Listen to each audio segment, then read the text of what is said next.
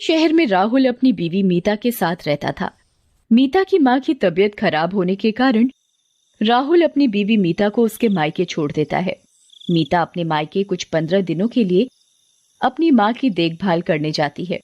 मीता अपने मायके में अपनी माँ की बहुत सेवा और देखभाल करने के बाद जब उसकी माँ की तबीयत ठीक हो जाती है तो अपने पति राहुल को फोन करती है। हेलो। हेलो जी, कैसी हो तुम मीता? घर पर सब ठीक है ना? तुम्हारी माँ की तबीयत कैसी है? जी घर पर सब ठीक है और माँ की तबीयत भी बिल्कुल ठीक हो गई है। मैंने इसीलिए आपको फोन किया था। माँ बिल्कुल स्वस्थ है, तो अब मुझे लगता है कि मुझे अपने घर आ जाना चाहिए। मैं यहाँ बहुत दिन रुक गई हूँ। ऐसा करो, आप मुझे यहाँ लेने आ जाओ। ठीक है, मैं कल ही तुम्हें लेने आ जाऊंगा। तुम सब पैकिंग करके तैयार रखना। जी ठीक है, मैं आपका इंतजार करूंगी। राहुल अगले ही दिन मीता को उसके मायके से लेने चला जाता है। मीता और राहुल घर से बाहर अपने घर जाने के लिए निकल ही रहे होते हैं कि तभी मीता की माँ बोल पड़ती है। बेटा राहुल, ध्यान से जाना। रात भी काफी हो गई है और आज वैसे भी अमावस्या है। अमावस्या की रात को भूत प्रेत का साया बहुत ज्यादा होता है। तुम दोनों बिल्कुल ध्यान से जाना। बल्कि मैं तो बोलूंगी तुम आज रात यहीं रुक जाओ, कल सुबह जल्दी निकल जाना। अरे नहीं माँ, मैं अब यहाँ बहुत दिन रुक गई हूँ। कोई नहीं, हम आज ही चले जाएंगे ध्यान से। देख लो बेटा, बस कुछ ही घंटों की बात है। रात बहुत ज्यादा हो गई है और तुम्हें जाना भी दूर है। बीच रास्ते में जंगल भी पड़ता है। वो सुनसान जगह बहुत डरावनी है। मैं तो तुम्हें यही बोलूंगी कि तुम आज रात यहीं रुक जाओ। नहीं माता जी, आप ज्यादा परेशान न हो। हम दोनों सही सलामत घर पहुंचकर आपको फोन करके बता देंगे। राहुल और मीता मीता की माँ की बात नहीं सुनते और घर की तरफ निकल पड़ते हैं। बीच रास्ते में जंगल में एकदम से राहुल की गाड़ी खराब हो जाती है। अरे ये क्या हो गया मेरी गाड़ी को? अभी ही इसे खराब होना था क्या? अंधेरा भी इतना हो गया है। तभी मीता अपनी घड़ी में समय देखती है। घड़ी में 12 बजे होते हैं। क्या हुआ है जी हमारी गाड़ी में? देखो ना कितनी रात हो गई है। यहाँ तो जंगल में दूर दूर तक कोई नजर नहीं आ रहा। हम किससे मदद की गुहार लगाएंगे? तुम ठीक कह रही हो मीता। मुझे फोन करके यहाँ अब किसी को बुलाना पड़ेगा, तभी हम यहाँ से निकल सकते हैं। राहुल अपनी जेब से अपना फोन निकालता है। वो फोन को देखता है और हैरान और परेशान हो जाता है। ओहो, अरे क्या यार, फोन में नेटवर्क भी नहीं आ रहे। अब हम यहाँ से कैसे निकलेंगे? राहुल मीता को बोलता है। अरे मीता, तुम अपने फोन में देखना एक बार, नेटवर्क आ रहे हैं क्या? क्या पता तुम्हारा फोन कॉल लग जाए। मीता भी अपने पर्स से अपना फोन निकालती है। जी मेरे फोन में भी नेटवर्क नहीं आ रहे। मीता अपने फोन में नेटवर्क देखने के लिए फोन निकालती है। तभी वो एक बहुत अजीब चीज अपने फोन में देखती है। मीता ये देख बहुत बुरी तरह से डर जाती है। मीता के फोन में वॉलपेपर खुद ब खुद बदल जाता है और एक डरावनी चुड़ैल का वॉलपेपर लग जाता है। अरे ये वॉलपेपर किसने लगाया? मैं तो कभी अपना फोन किसी को नहीं देती, ना ही मैं ऐसा वॉलपेपर लगाती हूँ।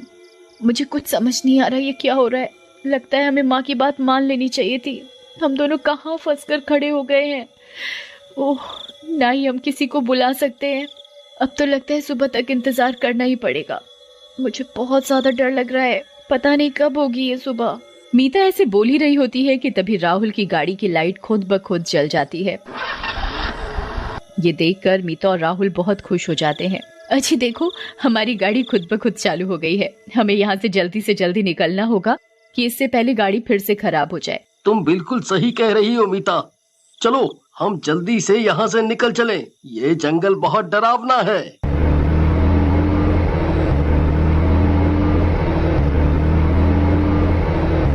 मीता और राहुल को ये लगता है कि उनकी परेशानी गाड़ी चलते ही दूर हो गई है, पर वो इस बात से अनजान थे कि उनका आगे रास्ते में एक बहुत बड़ी परेशानी इंतजार कर रही है। कुछ ही दूरी पर चलते हुए रास्ते में मीता और राहुल को एक औरत एक छोटे से बच्चे को लेकर खड़ी दिखाई देती है। वो औरत बहुत जोर जोर से रो रही होती है। वो एक चुड़ैल होती है। अरे कोई बचाओ, मेरे बच्चे को देखो क्या हो गया है। इसको सांस नहीं आ रही है। चुड़ैल बहुत जोर जोर से रो रही होती है। चुड़ैल को रोता देखकर राहुल, अरे देखो मीता, यहाँ रास्ते में ये औरत फंस गई है। इसका बेटा बहुत बीमार है। यहाँ दूर दूर तक इसकी मदद करने वाला कोई नहीं है। जी हाँ, आप सही कह रहे हो। हमें इसकी मदद करनी चाहिए। इसका बेटा बहुत बीमार सा लग रहा है। राहुल चुड़ैल के आगे अपनी गाड़ी रोकता है। कोई बचा लो, कोई बचा लो, मेरा बेटा बहुत बीमार है साहब, मुझे पास के किसी हॉस्पिटल में छोड़ दो, आपकी बहुत मेहरबानी होगी। ठीक है, तुम परेशान मत हो, मैं तुम्हें रास्ते में कोई नजदीकी हॉस्पिटल में छोड़ दूंगी। चुड़ैल मीता की गाड़ी में बैठ जाती है। बीच रास्ते में चुड़ैल का बच्चा जोर जोर से रोने लगता है।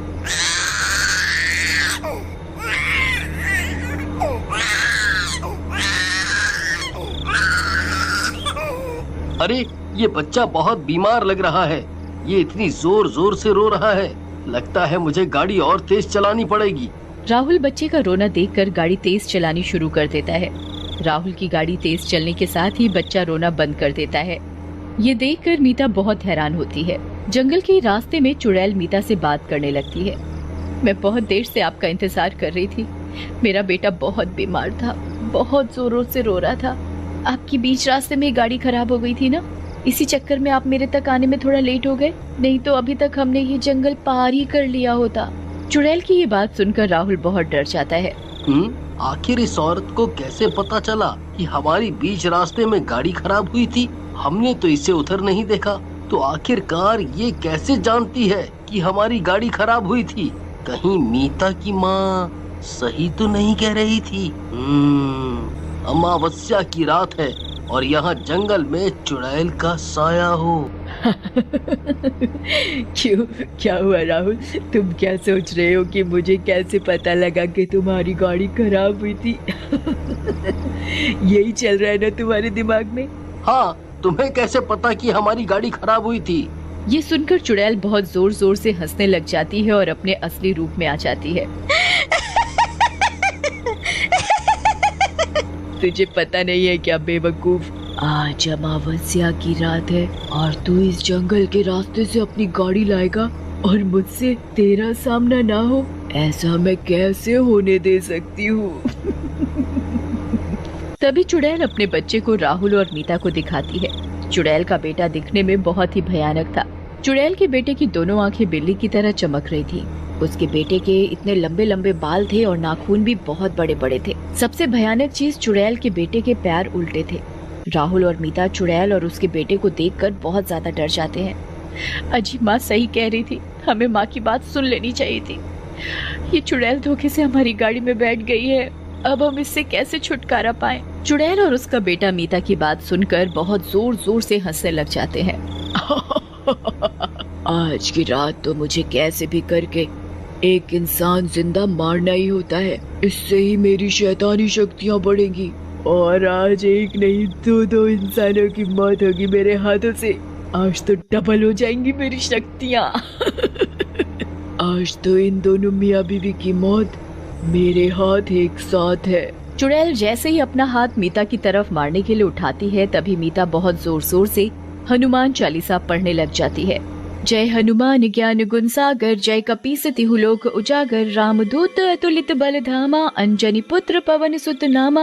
जय हनुमान ज्ञान गुण सागर, जय कपीस तिहु लोक उजागर, रामदूत अतुलित बल धामा, अंजनी पुत्र पवन सुत नामा।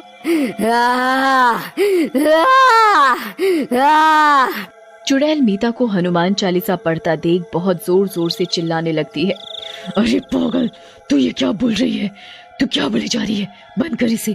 मीता उसकी एक नहीं सुनती और हनुमान चालीसा पढ़ती रहती है। महावीर विक्रम बजरंगी, कुमति निवार सुमति के संगी, कंचन बरन बिराज सुवेसा, कानन कुंडल कुंचित केसा।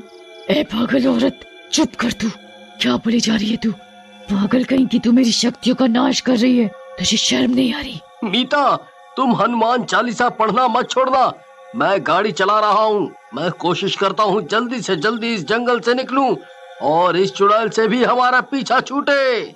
राहुल की गाड़ी फुल स्पीड में भागी जा रही थी और मीता भी बिना झिझक के एक सांस में हनुमान चालीसा पढ़ी जा रही थी। मीता के लगातार हनुमान चालीसा पढ़ने से चुड़ैल गाड़ी में से भाग जाती है